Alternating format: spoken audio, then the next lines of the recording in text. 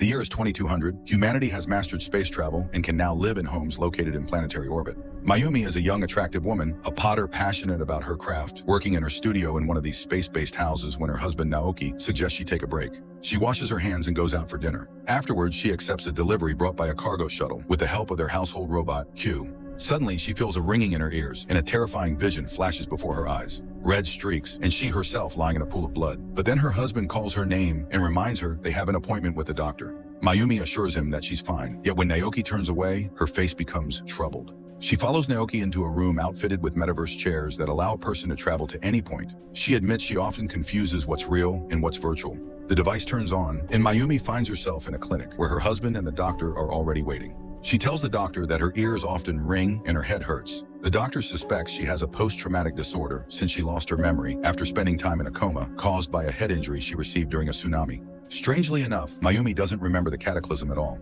Later, Naoki gives an interview as the inventor of the first orbital homes, which many of the planet's wealthy citizens have moved into. Looking at Earth from orbit, they can learn to cherish the world they left behind. And when the climate improves, people will return to their home planet. Meanwhile, Mayumi admires the tomato harvest in their greenhouse. The tomatoes look perfect. Q accompanies her and helps pick some greens for dinner. Later, she meets Naoki with his favorite soup. She's happy that her body remembers what she once knew how to do, and Naoki is thrilled. He didn't dare hope she would start cooking again. Mayumi jots something down on a slip of paper and explains to her husband that she's decided to keep a record of events. Maybe it will help her restore her memories and relive the moment they met, got married, and moved into a beach house. After all, by all accounts, that was the happiest time of their marriage. For some reason, this idea worries Naoki. He insists it's too soon for them to return to Earth and reminds her of the doctor's advice. Think about the future, not dwell on the past. Ignoring this advice, Mayumi remembers a rainy day when a drenched young man entered her house carrying a backpack that held the robot Q. She was working, but upon seeing him, she stepped out of the workshop and offered him shelter from the bad weather under her roof. Looking at her pottery, Naoki was amazed and said he wanted to buy one of her vases, but Mayumi considered it defective and simply gave it to him as a gift. In the present, they head to the bedroom, but suddenly, Naoki pushes her away.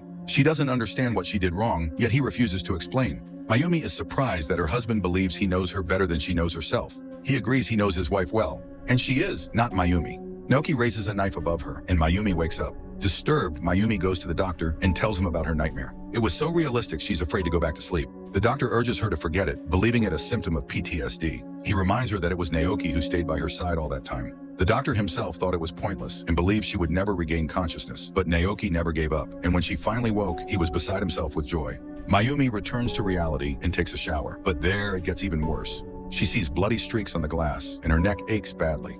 Later, her husband helps dry her hair and tries to encourage her. During the day, Mayumi works in her studio, and upon picking up a bowl, she suddenly remembers hitting someone with it. An unhinged man had broken into her house demanding she sell him some pottery. When Mayumi insisted it was too fragile, he started hitting her. At that moment, Naoki rushed at the intruder and started beating him with brutal ferocity. She couldn't stop him. Only when the man lost consciousness did Naoki back off. Mayumi treated the wounds on his hands and thanked him for protecting her, but she asked him never to fight again because it had frightened her greatly. Naoki promised that instead of him, Q would defend her. Laughing, Mayumi continued checking Naoki's injuries and noticed terrible burns on his sides and back. He admitted that his father was very fond of cigars. Feeling pity, Mayumi kissed him, and that was the beginning of their relationship. In the present, Naoki is reviewing his wife's psychological profile when he suddenly hears music from the living room. He goes there and sees Mayumi napping on the couch with a Debussy record playing on the turntable. Mayumi notices him and admits she really loves this melody and remembers it from beginning to end. Her husband then suggests they look at the real moon. He takes her to an observation window, and Mayumi is delighted to see the moon is red. Naoki explains it's because of a lunar eclipse, while she dreams of walking on the moon, something that inexplicably unsettles him. He steps out of the airlock and seals her inside, repeating that she is not Mayumi. At first she laughs, thinking it's a joke, but then she realizes he's serious and starts to panic, especially when she sees he's preparing to open the outer door. With tremendous effort, she forces the doors apart and makes it inside. Then, just like in her dream, Naoki raises a knife and drives it into her neck. Instead of blood, a white fluid seeps out, and Naoki pulls a chip from the base of her neck, leaving the android's motionless body on the floor. He leaves, ordering Q to dispose of the robot. Later, he weeps, recalling the night he found his wife's mutilated body on the shore. The next day, he goes to the doctor and admits he got rid of the android because it was defective. The backup memory must have been corrupted, but the doctor objects, saying he installed the memory exactly from the day Naoki had specified. However, on that day, she couldn't have remembered that melody. Naoki asks him to create yet another, earlier version. When the doctor tries to argue, Naoki reminds him that there are plenty of specialists who can do memory transfers, so he can easily go elsewhere. The doctor explains that the previous version of Mayumi had been saved from a point after their honeymoon. Hence, Naoki wants an even earlier version. That way she'll have no memory of that other woman, and if she doesn't believe the tsunami story, he'll tell her the truth, that she's an android. Later, a new Mayumi arrives at the orbital home.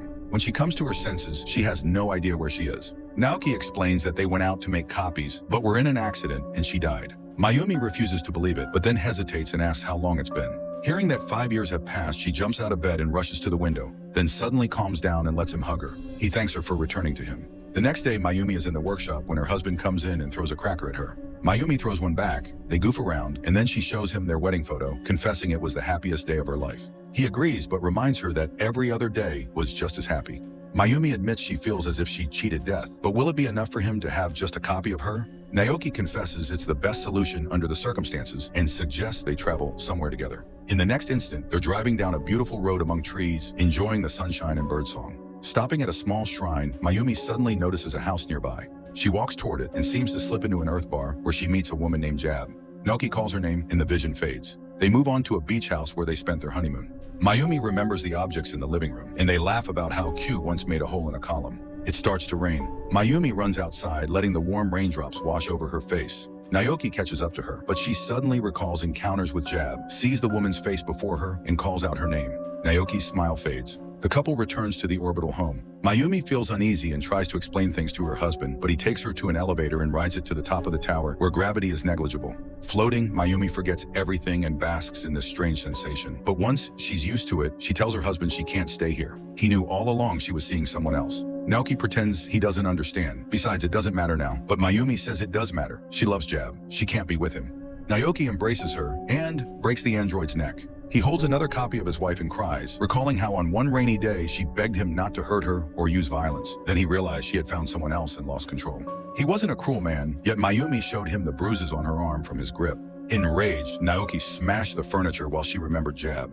The next day, Naoki found them in the living room listening to Debussy. His wife was in another woman's arms. Later, Mayumi announced she was leaving him and tried to erase his playful portrait drawn on a glass partition. In the present, Naoki goes to the doctor again and asks him to use Mayumi's memory from the day they first met. Their wedding, their honeymoon, and the other 6 years should just be erased. He wants one last chance to win back his wife. Soon, the android arrives at the house, but this time, Mayumi is frightened when she sees him, feeling she has woken up a hostage of an almost total stranger. He reminds her that she had wanted to go to space, and he describes their wedding and happy life together in the beach house. But her current version has no such memories, because he hopes she'd recognize him and fall in love with him again. If she doesn't, he won't force her to stay. Mayumi calms down a little and agrees to give it a chance. He tells her they were very happy for all those 6 years. Then he wishes her goodnight, but Mayumi can't sleep. She looks around the room and finds a note in the vanity, warning that Naoki will kill her. At that moment, her husband comes in and tells her he's leaving on business.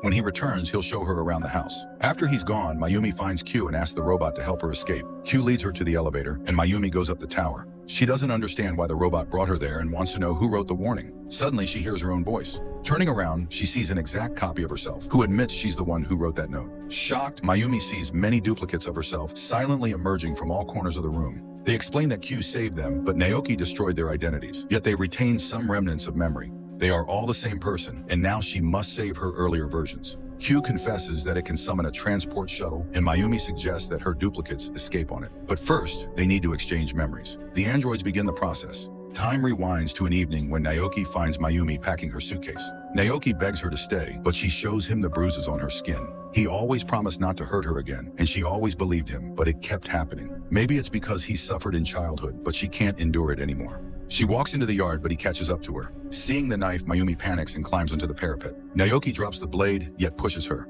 Mayumi falls from the height and dies. He discovers her body on the shore and weeps over it. In the present, Naoki arrives for dinner and sees his wife made his favorite soup. But how did she know? He notices her taped neck. It's a previous version of Mayumi. The android flees. Meanwhile, the latest Mayumi continues exchanging memories with her duplicates. Naoki hunts down the earlier version, cornering her in the greenhouse. She briefly tricks him, but is eventually killed. He enters the elevator, but Mayumi, warned of his approach, orders Q to stop him. The robot disables the lift, forcing Naoki to climb the shaft. Meanwhile, Mayumi arms herself, preparing to trap him in the airlock. She thanks Q. It's the last humanity left in her husband. Reaching the tower, Naoki lunges at Mayumi. She flees, leading him into the airlock, but he escapes before the doors close and seizes her. Q intervenes, reminding him of his past command to protect her. He tries to attack again, but the androids grab him, and Mayumi throws a knife that strikes Naoki in the chest. He falls as the copies silently watch him. Mayumi says they will never forgive him. He destroyed everything. He suddenly recalls how they used to dream of living in a space home and drew pictures of it on a glass partition. He weeps. Mayumi helps him up and leads him to the shuttle, but he suddenly shoves her inside and seals the door behind her. As Mayumi departs, Naoki steps into space with Q's help. On Earth, at the beach house, Jab welcomes Mayumi with tea. She confesses feeling as if she's lost part of her memory. Jab reassures her it happens to everyone. Will people in the future still be unable to free themselves from this curse?